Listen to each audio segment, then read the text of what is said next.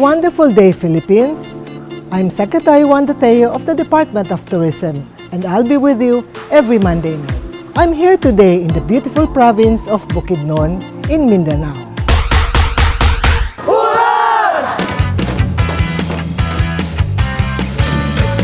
Pagdating sa turismo, may tuturing na world-class ang Bukidnon.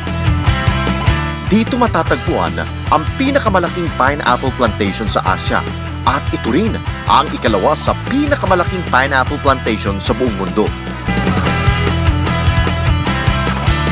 Para sa mga young and young at heart, mag-e-enjoy nyo ang extreme activities sa Dahilayan Adventure Park kung saan masusubukan ang first longest dual zipline sa Asia.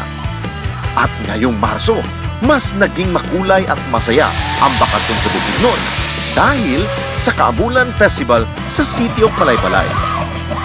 The very highlight of Kaamulan Festival is the street dancing and gong presentation.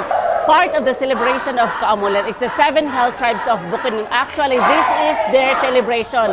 It can mean a datorship ritual, a wedding ceremony, or any Thanksgiving activities.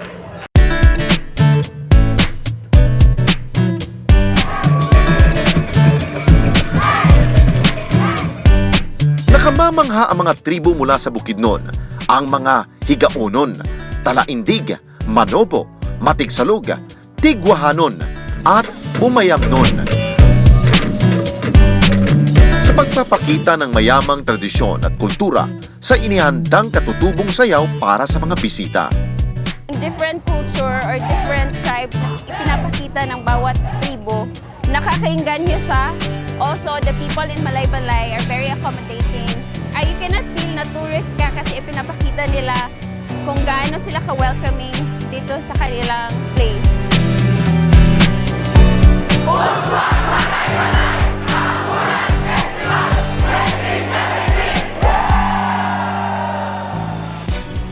It's been a wonderful day, Philippines. Samahan ninyo kami muli as we bring you the latest travel trends. Only here in wonderful Pinas.